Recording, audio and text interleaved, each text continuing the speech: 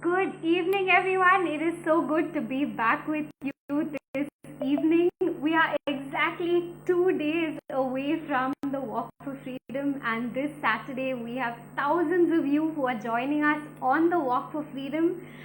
So many, over 5,000 of you have registered, and we can't wait to meet you in the 20 cities that Walk for Freedom is happening in India in. But before we get to that, this evening I have two very special guests who are going to be talking to us about the issue of human trafficking and about what each of us can do about this. Let me bring them in and then I will quickly introduce them.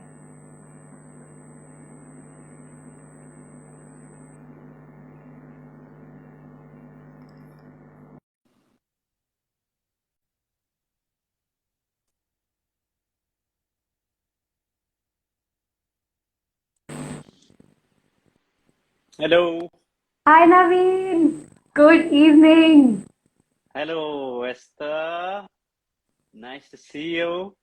Nice to Nice to see see you you. We are too. back collaborating on another NGO related thing. That's how we met many years ago, is for the same Exactly, reason. exactly. I know. Uh, Good to know that all these years we haven't changed paths, but yeah. yeah, and I'm wearing my NGO shirt. Well, I'm in Khadi this NGO Kotta, okay. that's during my Gotta look the Better part. Life Foundation. This is my NGO character shirt. Yeah. Awesome, awesome. So I'm All just right. trying to bring Chrysolyte in and then we'll get started. Mm-hmm. Chris, if you're seeing this, please send me a request. I have invited you, or you can just Did accept the invite. did you Yeah. did you okay? I hope she's following the movement. You got to follow the movement before I you think can I can join the see live. Okay. lots of fans saying hi, Naveen. It's 7 All 2. right. I'm so sorry we are 2 minutes late. Awesome. Thank you guys for coming in. We're going to talk some serious stuff here, all right? These smiles might fade pretty quickly once we get into the facts, once we get into the numbers, right? We're not going to be like radio jockeys. Like, hey, did you guys know that 7 people go missing? No, we're not. It's going to get so somber pretty quickly. Nice to see all these old friends over here. You know, Okay, Susan. Chris. Yeah, I know Prijo. Yeah. One man band, yes, good to see you too. Hi Kamal. Kamal heads Cross Global, which is another organization that does a lot of anti-trafficking work. Okay, Chris, it tells Okay. me that you're unable to join. So if you're able to follow the movement and accept the request, it'll happen. It follow the movement.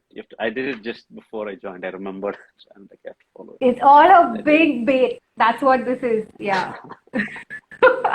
Yeah, just to get us to follow the movement. I know. Yeah. You I can know. unfollow soon after, okay? One. Just like No, FYI. no, no, no, no, no. Never. I No, don't want to not do you. it You earlier can than that. unfollow. Everyone else listening can unfollow if they want to. Okay. Okay. Okay. Well, you Um, figure it out. I'll keep talking to the audience. You figure it out. No so, worry. yes. All right. Okay, guys. So, yeah. So Esther works at kind of an NGO which helps out other NGOs to, kind of get some exposure. Usually NGOs that deal with human trafficking. All right. I know no one likes talking about serious stuff. You're like, macha, already world is a bad place, dude. You don't realize how bad it is. But you get You to know, make it good. That's the best part. yeah, I know. I get to distract them from the truth. Mm, yeah. So, One but star for Naveen and Esther. Look who has followed and learned your entire set by heart. Thanks, Prijo. thank Sun you, also is thank one you. star, okay? Anybody who hasn't been to my special show will be like, that's rude. That's rude. You just giving them 1 star. They haven't even started yet. Hello, Sagodarangal. Someone's saying Chetan and all that, so I have to reply in Are you going to do this in Tamil Malayalam. or Malayalam? Sagodaran is Tamil, no? Correct. Yeah. Yes. I don't even realize. Don't leave, okay? Those of you who have joined, don't you dare leave. Just This is more important than whatever else you have going on. It's at a steady Don't do 100, it. which is good. Don't do it. Don't leave. Wait. Okay. Abish. Hello, Abish. Oh, Abish is another guy you Hello, gotta. Oh Sahodaran. man, he's another guy who would be happy to promote this cause, which Yes, is okay. Chris is fighting here. against a bad cause. Okay. Chris, I'm sending you a request one more time. If you can just accept that, it'll come through. Sagodrangal. Hi. Wow, look at what a great way. I should go live more often. I don't get to say hi to a lot of people otherwise. And show request Yes. to the UK. All right, now here we go. We're starting off. By the way, I'll be asking some questions. It's the wrong way. Wrong way. Nice. Hi, Chris. Hi, Hi, Chris. Nav. Can you hear us? Yes, I can hear you. Hi, Esther. Awesome, awesome. Let's get right in. So, like Naveen has been saying, yes, we are here to talk about human trafficking, and it is a serious and difficult thing to talk about. But stay on, stick on. There is good news. There's something that every single one of us can do about this issue, and that's why we have our subject matter expert, who is Chrysolyte. I quickly want to introduce you, Chris, and then we'll get started. So, Chris is executive director of an organization called Red Rope Movement. Right now, she's in Hyderabad. Red Rope works in three pillars. So, they work to protect those who are vulnerable to human trafficking. They help with rescue, they help with rehabilitation. They also work with survivors of human trafficking to help them reintegrate into society. I know that sounds like a lot of complicated words, but we're going to break it down. Trust me, it's good. Naveen, over to you. All right. Okay. Thank you, guys. Whoever's joined, please watch. If you're doing the interview, don't read the comments. It's very distracting. Okay. Something and all they keep saying. Okay. That's just a word of advice. Okay. All right. When I think human trafficking, I'm, thinking immediately something for the sake of like I don't know, slavery or prostitution, but then it goes. There's much more, right? There's much more to it. Can you just tell us what and all comprises this? Sure.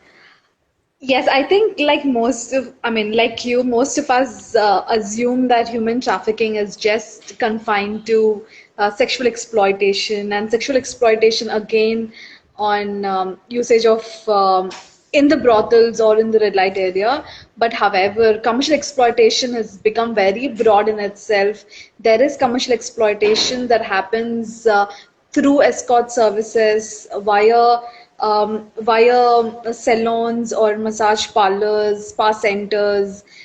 Yeah, commercial exploitation has grown in itself. It's become a larger platform for exploitation. However, that is, of course, 80% of it is commercial sexual exploitation, but the other 20% and majority of that is labor. It could be as child labor, it could be bonded labor. Yes, bonded labor still exists in India even today, and we do see them mostly in bricklines, in spinning mills, in bangle factories, in limestone factories, and Quarry. all of that. Yes. Yeah, so bonded labor still exists, and then we also have agriculture labor. We have organ trafficking, we have child marriages, we have bride trafficking within India and also to Middle East mostly. And then yeah, I think I've covered it all. There is Yeah, human someone smuggling. in the audience, yeah, just said trafficking for organs and babies, I think. Yeah. So, Yeah, yeah. During the pandemic, it was very startling for us to notice that there was even womb trafficking.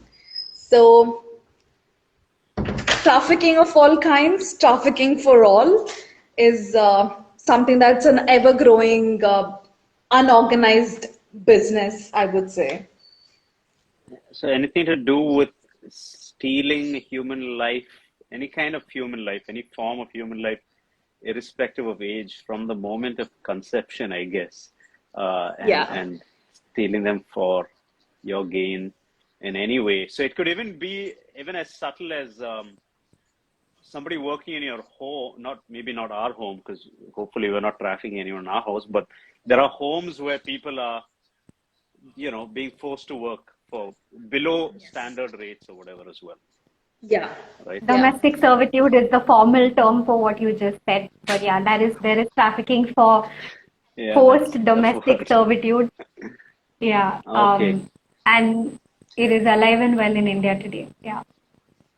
And Adding to slavery, what you yeah, said, sorry, yeah, go according to ahead. what you said of stealing lives, I would say it's also stealing, yeah, definitely life, but then it starts with stealing or robbing somebody from their own right or choice, from the freedom that they have. And then it just grows via grooming in various forms, and then it just explodes into a purpose of various kinds that we just discussed. Yeah. And slavery, exists in, it's just subtler and subtler. It's not the same as people in chains being, put on a ship and brought, but because Yeah. eventually slavery was still like you'd give them a house, but still get as much work out of them, and they're basically any time of the day as long as you want. So today, what does slavery look like in today's day and age? Chris, you want to Okay. take that? Yeah. Yeah, yeah, sure. Yeah, slavery for me, I would say, I mean, there is Minimum Wages Act. Every profession has minimum wages, and every profession has these terms, regulations specified by the government, specified by the industry. Anything that goes beyond and it exploits the person out of their manual hours of work, or even in terms of their mental exploitation, there is no physical work, but they just blackmail this person, and they just take control of the person's life, and they just dictate on what to do, how to do, where to do, right? So slavery, yes, like you rightly mentioned, it's no more in chains, in chains or bondages or restriction, but slaves could also exist right in our homes, where somebody is um, mentally Yeah.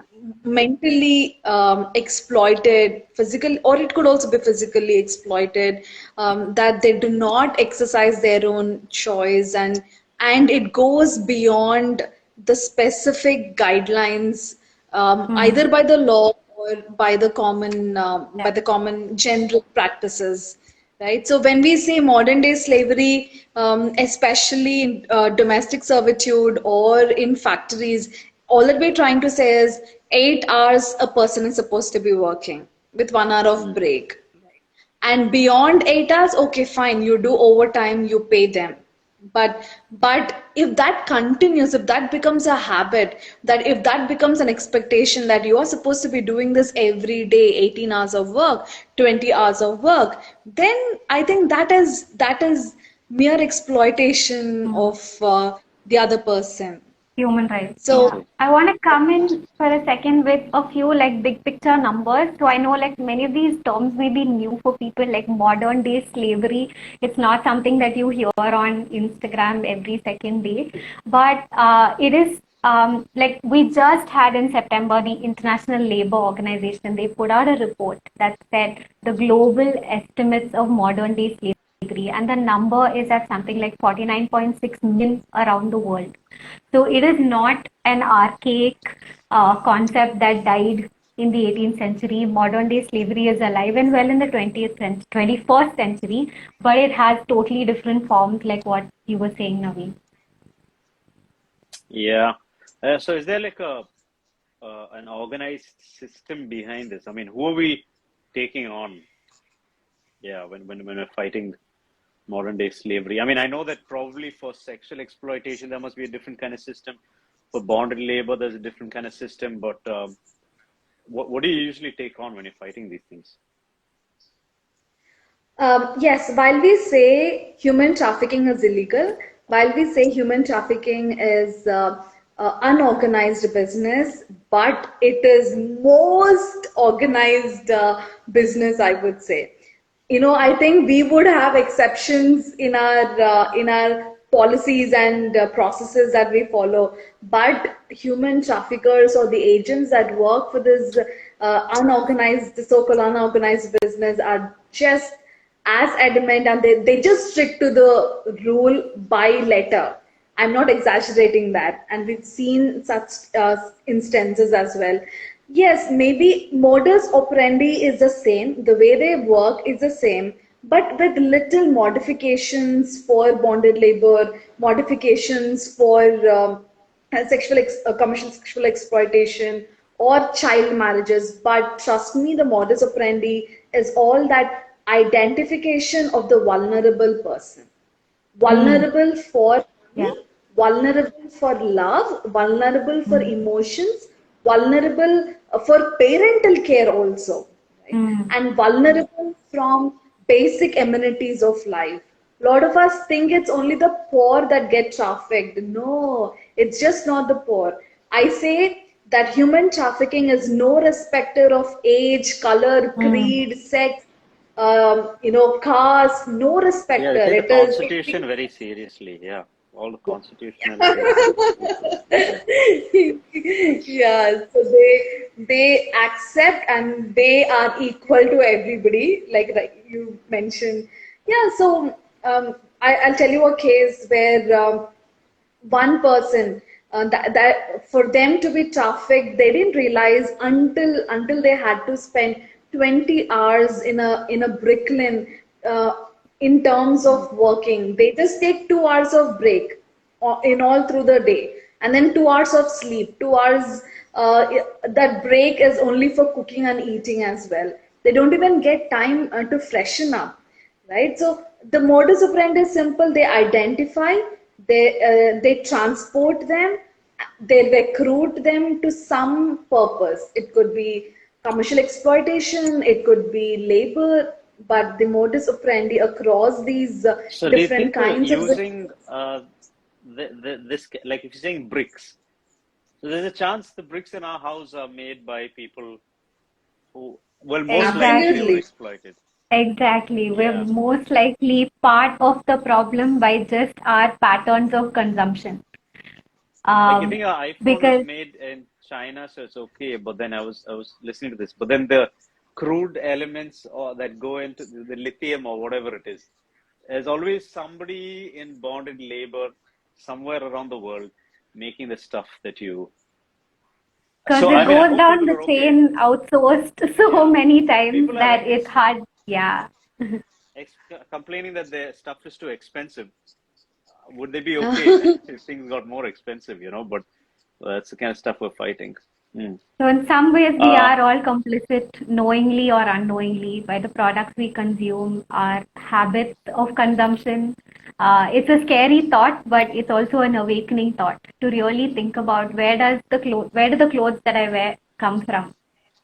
Yeah. Where do the things that I buy, the electronics that I buy, where does it come from? Is there forced labor somewhere in this chain? Am I 100% sure that the organizations or the companies that I'm a fan of, that their labor chains are completely clean? These are really big questions to ask, and they're scary questions, but the answers are out there. And I think each of us as responsible citizens, at some point, we have to ask these things. Yeah, but definitely we are all complicit somewhere along the line. Yeah, adding to what Esther said, it could be as simple as that.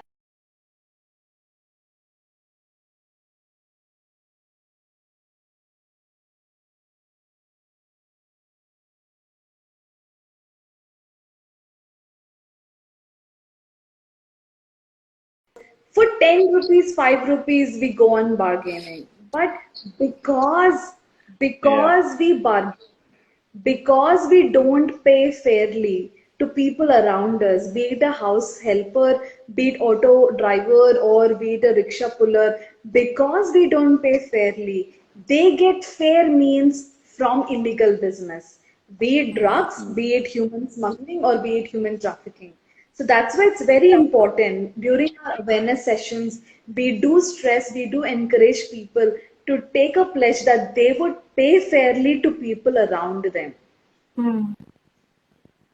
And it's also more than just physical bondage, right? I think I read in your report that uh, a girl could be going to college in the day, but through the cyber system, she's being exploited as well. Hmm. That happens in Absolutely Hyderabad, I mean, right. and Telangana and Andhra where you work. Does it work? Does it Uh, happen there? yes, we didn't see particular cases, but I'm sure out of the few cases that we have come across, yes, it happens across, and especially during COVID, when the Yeah, whole world was shut down, the doors of human trafficking, the doors of cyber trafficking, the wide doors of open. internet, yeah, they've grown exponentially. Here, I would like to just give one statistics that in the very initial months of COVID pandemic lockdown, everything was off. India noticed 95% of internet usage, which is still fine. But when this organization kind of dig through to understand what was this usage for, it was startling to notice that this usage was for child sexual abuse material or child Yeah. pornography in simpler terms, right? So Yep. we are in a race of being noticed for the wrong reasons, I believe. But yeah, consciously, Yeah. subconsciously, like Esther mentioned, our consumption is directly aligned to the demand for human trafficking. I just want to I build think on that, what Chris was yeah, saying. Sorry. Yeah, yeah, so yeah, go ahead. you were asking, have there been cases of this, right? So the Kerala police has been amazing in this regard. They have done statewide busts of people who have consumed CSAM material, is what they call it, child sexual abuse material, because it was being peddled. So there are children who are being exploited, and the videos of them being exploited, either live or recorded, were being sold for money. So the buyer doesn't think that they themselves is exploiting a child, but by paying for this, they are complicit in the cycle, in the chain of exploitation. And there were huge instances of this, especially in Kerala. Statewide busts were done about this, and the pandemic was the time where online sexual exploitation of children peaked. And yeah, the report Yeah. that Chrysolyte is referring to was an Interpol report which said that India had huge number of uploads, not just uploads of such content, but consumption of such content as well. Yeah. The sad thing is that anybody who's ever been to a pornographic website has contributed to indirectly or directly to that sex trafficking industry. And we say that Exactly. we've all justified it saying that yeah, but everyone does it, so then everyone is guilty of actually being involved in the sex trafficking industry, or everyone, so it's not nothing is safe. Like a lot of things are scams that are hidden. Even like baby powder turns out give you cancer, and now they stop making baby powder. So then you think you're fine, like watching porn. It's not, this scam everywhere. Okay, so Chris, could you share some stories of survivors who've been helped by your organization? Any testimonies? Yeah, sure. My first rescue was in the year of 2021 in the second wave of the COVID-19. We got a call saying that there are 18 odd people that are being exploited, and one of the women out of this 18 was also a victim of rape and sexual exploitation within the Brooklyn. This happened here around us itself. So yes, and then we intervened, and then we were able to. It was a tough call because nobody wants to accept and establish that these are bonded laborers. Okay, they are fine to accept that okay, their minimum wages is not being paid, but for them to accept and recognize that these are bonded laborers and they need rehabilitation and they need compensation was something that nobody was willing to accept. But thankfully, with our intervention and with our putting our foot down and explaining that these are the parameters, that really helped us in cracking it up and then helping all of these 18 members be rehabilitated back to their hometowns with something called as bond labor certificate, Really. right? So yeah, so that certificate helps them to go further in availing the government benefits. So that certificate is very crucial when we do such releases. So that was a first actual on the ground rescue Hmm. operation that we were involved, and that grew later. That we had especially cases from Odisha, mostly bonded labor or labor issues that people were complaining from the bricklands again. That just in a span of January mid to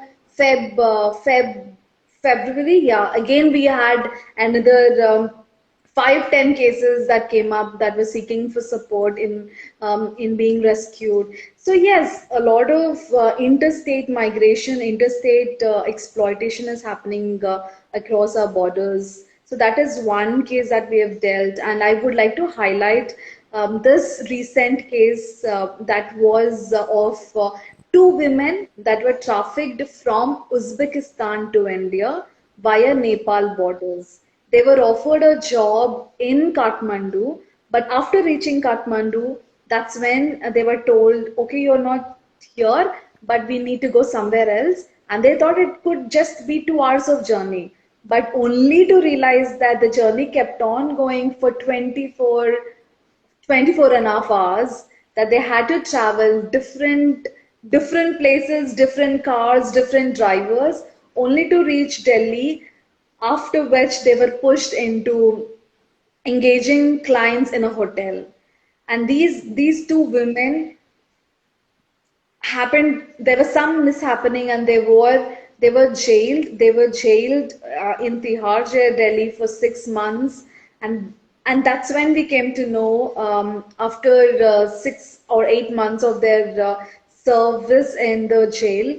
And then we had to intervene, we had to really work hard, because I was here in Hyderabad or Vijayawada, and then we are trying to find something in Delhi, and also have intervention with the prison department or the prison Yeah.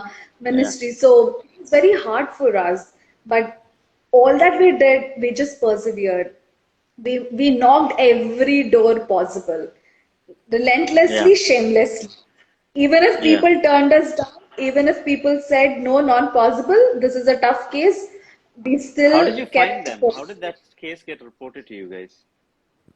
So it is through one of our NGO partners, and that's why I am a huge pro for collaboration. It is this Yeah. collaboration that bring beauty and that bring life to these exploited victims. But I think Yeah. unfortunately, not all the organizations, not everyone is open for collaborations.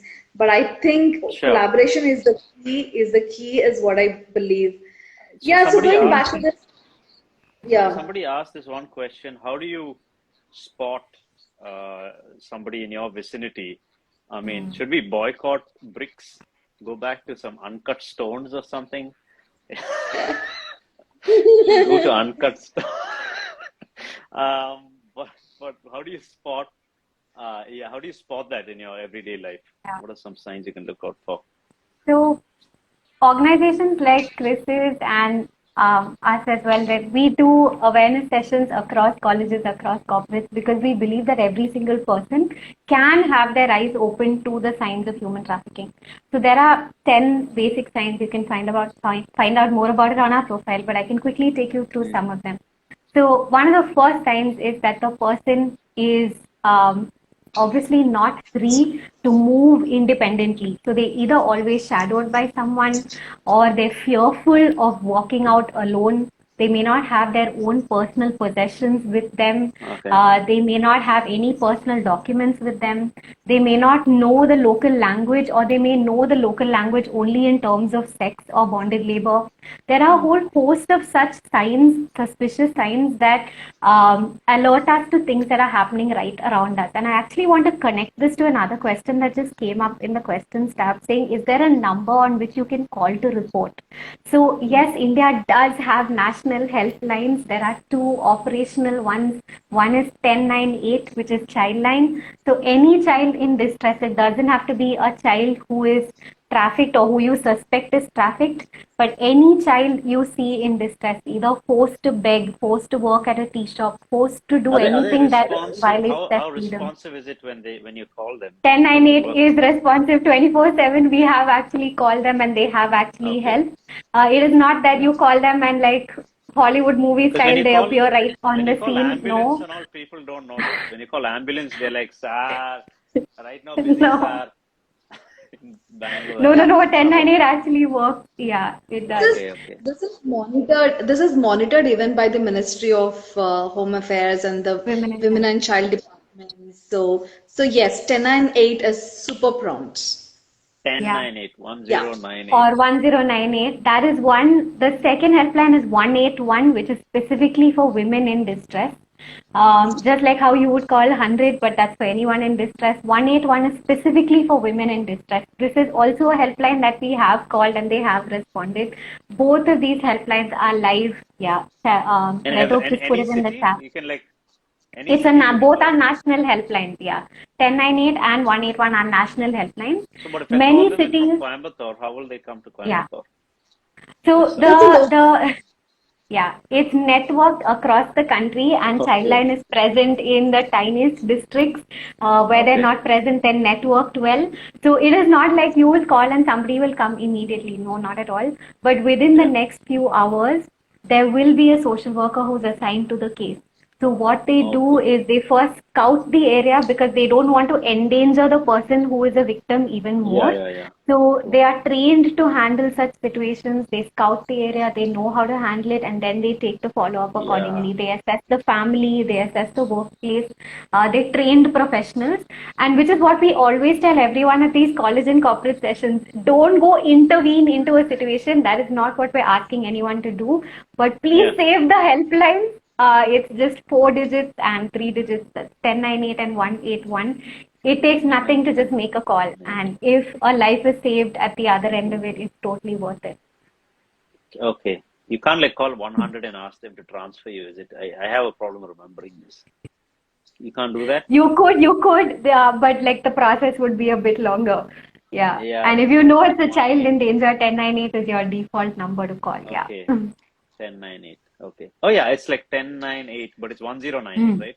That Oh, it's a also. fun way to remember 1098 it. is, Backwards. yeah. Yes. 10987. I see where they're going with this. I Correct. see where the idea came Yeah. from. I said it's a little complicated. Now it's not anymore, guys. That's how you remember it. Okay. Yeah. Uh, yeah, I think that's all the questions. I mean, do we have, how much time do we have? We've done half an We hour? are 3 minutes over time, but before we close, I Okay. definitely want to make a little call to action to anyone who is listening. And this is where I plug what we do. So, like Chris was saying earlier, collaboration is the answer to this. Traffickers are extraordinarily networked. It is very much an organized crime as much as we think it's not. But there is hope on the good side. This Saturday, we have people from colleges, from corporates, from non-profits, from government across the board coming together to stand against human trafficking. Chris and the Movement India are connected in this very regard. The event is something called Walk for Freedom. It is totally free. The idea is to raise awareness about human trafficking within your community. So the event is happening in 20 cities, especially in Hyderabad and Vijayawada, where Chris is working. Registration is free as well. You can sign up. It will take you 2 minutes. It's sign up at walk.themovementindia.com. It's linked in our bio. What we're going to do is it's a silent walk. So we're going to walk through public spaces within these 20 cities. holding up signs about the reality of human trafficking. We give out Yeah. flyers, there's information, all of these helplines, all of the signs that I just talked about, it's all going to be given to everybody who's a part of this. And I know we all look at human trafficking and say, okay, I'm just a little person, I can't do anything about this. But this is something that every single one of us can do. And I would love for Yeah. you to be a part of it in the walk that's closest to you. Yeah. Don't be lazy, That's guys. my speech. Don't be lazy about it. Even me, don't, yeah. Put a little effort, keep your eyes open, guys. And if you see some kind of signs, don't be a hero and make a vlog about how you're going to go rescue them. Or call 1098 1098 for child trafficking and 181. I'm saying this so that I remember it, 181 for women in danger. All right. All right. So that's it, I think. Thank you guys very much. And remember, on Saturday, there's a walk happening in 20 different cities. If you want just to do a little bit something about it, want to get some blood circulating in your legs, go on this walk, follow the movement, and ask them what to do to go on this walk in 20 different cities. All right. Thank you, guys. Awesome. Thank you, Naveen, for using your platform for good, like how so many people have said. And I know this isn't a one-time thing for you. Like 2018 was when you first spoke up for the walk. So I really appreciate that. Like 5 years down the line, this is still something you're passionate about. And thank you, Chris, for being on this live, sharing all of your Thank you, field Chris. experiences. Yeah, we look forward to meeting you all at the Walk for Freedom. Thank you, Bye. Naveen. Bye, Chris. Bye-bye. Bye, everyone who's joined. Thank you, Yeah. everyone. Bye. See you. Bye-bye.